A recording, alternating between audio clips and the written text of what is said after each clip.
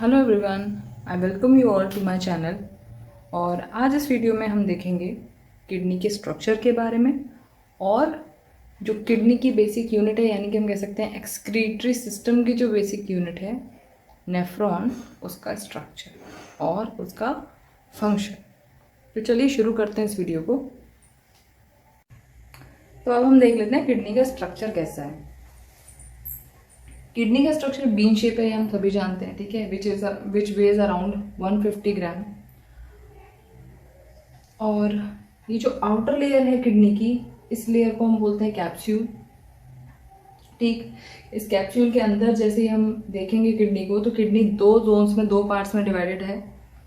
Outer reason को हम बोलते हैं कॉर्टेक्स पार्ट या रीनल कॉर्टेक्स, ठीक है।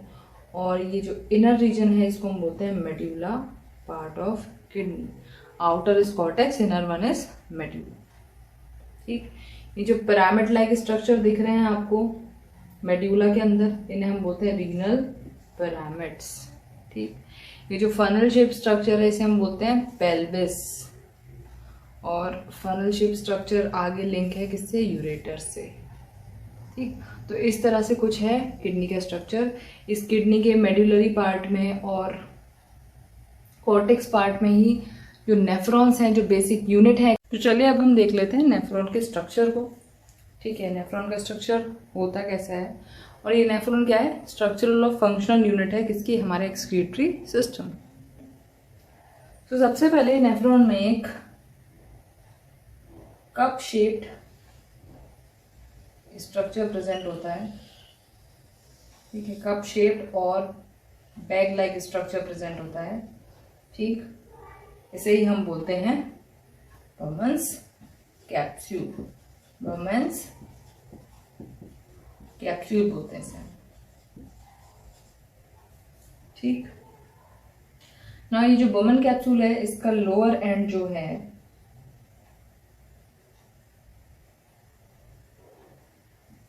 इससे ट्यूब्यूल अराइज करते हैं इस तरीके से।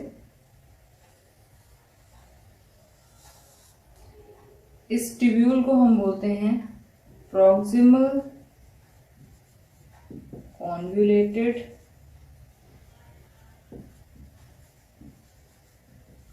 ट्यूब्यूल। ठीक, प्रॉक्सिमल क्यों? क्योंकि ये नियरर है किससे? बर्मन्स कैप्सूल से।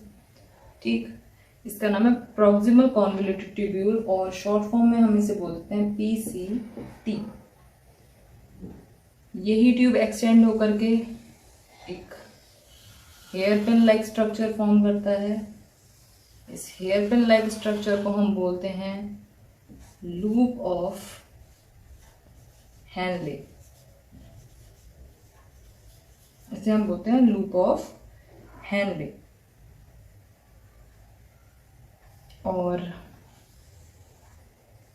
इसके बाद जो नेक्स्ट ट्यूबुलर पार्ट है नेफ्रॉन का ही, इसे हम बोलते हैं डिस्टल। यहाँ थोड़ा सा मैं इसको ऊपर लिखती हूँ, यहाँ डिस्टल कॉन्वुलेटेड ट्यूब्यूल। अब ये जो डिस्टल कॉन्वुलेटेड ट्यूब्यूल है, ये काफ़ी डिस्टेंस पर है बर्मन कैप्सूल से, इसलिए इसका नाम है डिस्टल कॉन्वुलेटेड ट्यूब्यूल। प्रॉक्सिमल काफ़ी पास है, इसीलिए इसको हम बोलते हैं प्रॉक्सिमल कॉन्वुलेटेड ट्यूब्यूल, और इसी की शॉर्ट फॉर्म है DCT। अब डिस्टल कॉन्वुलेटेड ट्यूब्यूल के बाद ये जो लास्ट पार्ट है इस नेफ्रॉन का, इसे हम बोलते हैं कलेक्टिंग डक्ट और कलेक्टिंग ट्यूब्यूल। ठीक है, इसे हम बोलते हैं कलेक्टिंग ट्यूब्यूल। तो कुछ इस तरीके का स्ट्रक्चर है नेफ्रॉन का। अब ये जो बर्मन कैप्सूल है, इसके अंदर ही बहुत सारा एक ग्रुप है, बहुत सारा मतलब बहुत सारी कैपिलरीज प्रेजेंट है इसके अंदर, इस तरीके से प्रेजेंट रहती हैं इस बर्मन कैप्सूल के अंदर। और इस पूरे ग्रुप को हम बोल देते हैं, ग्रुप ऑफ कैपिलरीज को ग्लो में ग्लोमेरुलस। ठीक है, ये जो माइक्रोस्कोपिक ब्लड वेसल्स हैं या कैपिलरीज हैं, इस पूरे ग्रुप को, इस पूरे स्ट्रक्चर को हम बोलते हैं ग्लोमेरुलस। ठीक, और ये कहाँ प्रेजेंट होता है? Inside the Bowman's capsule.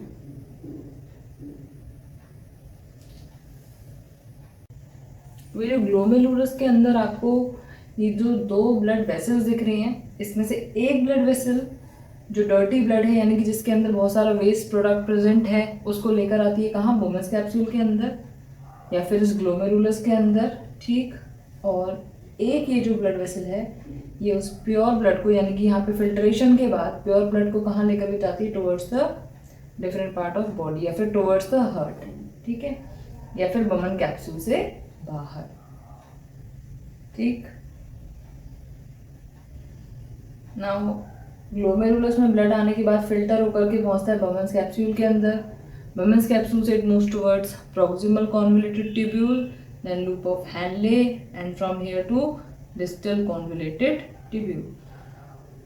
इस पूरे ट्यूब्यूल के अंदर जो भी हमारी बॉडी के लिए रिक्वायर्ड आयंस हैं या जो भी रिक्वायर्ड सब्सटेंस हैं, वो दोबारा से रीएब्जॉर्ब हो जाते हैं। ठीक है, रीएब्जॉर्ब होने के बाद जो भी वेस्ट बचता है वो आपका इकट्ठा हो जाता है कलेक्टिंग डक्ट या कलेक्टिंग ट्यूब्यूल के अंदर। फिर उस सब्सटेंस को ही हम बोलेंगे यूरिन। ठीक है, जो वेस्ट प्रोडक्ट है उसको ही हम बोलते हैं यूरिन। यहाँ पे जो फिल्ट्रेट आता है वो पूरा वेस्ट प्रोडक्ट नहीं होता, उसके अंदर बहुत सारी चीज़ें ऐसी हैं जो रीएब्जॉर्ब कर लेती है हमारी बॉडी। तो वो सब कहाँ रीएब्जॉर्ब हो जाता है? प्रॉक्सिमल कॉन्वोल्यूटेड ट्यूब्यूल में, लूप ऑफ हैनले में और डिस्टल कॉन्वोल्यूटेड ट्यूब्यूल में। उसके बाद में जो वेस्ट प्रोडक्ट बचता है वो पहुंचता है कलेक्टिंग डक्ट तक या कलेक्टिंग ट्यूब्यूल तक, जिसे हम बोलते हैं यूरिन। अब ये यूरिन क्या है? यूरिन एक येलोइश कलर फ्लूइड है। ठीक है, अब ये येलो कलर इसका है क्योंकि इसके अंदर कुछ पिगमेंट्स प्रेजेंट रहते हैं, जैसे कि यूरोक्रोम, यूरोब्लिन, यूरोएराइथ्रिन। उन पिगमेंट्स की वजह से इसका कलर कैसा दिखाई देता है हमें? येलो।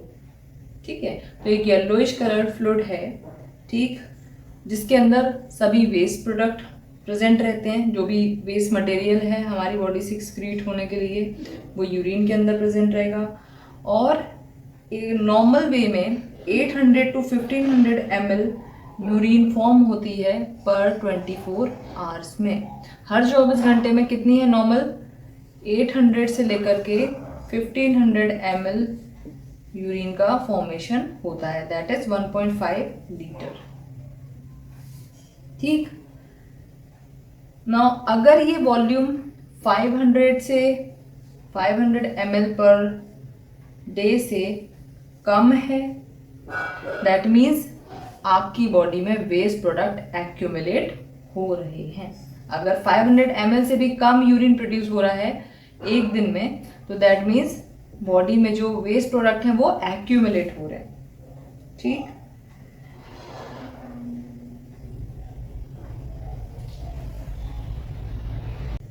तो फ्रेंड्स आज इस वीडियो में बस इतना ही। उम्मीद करती हूँ नेफ्रॉन का स्ट्रक्चर आपको अच्छे से समझ में आया होगा। अगर आपको इससे रिलेटेड कोई भी डाउट है तो वो आप मुझसे कमेंट बॉक्स में पूछ सकते हो। और अगर ये वीडियो आपको अच्छा लगा हो तो इसे लाइक करें, शेयर करें, इस चैनल को सब्सक्राइब करें। Thank you for watching.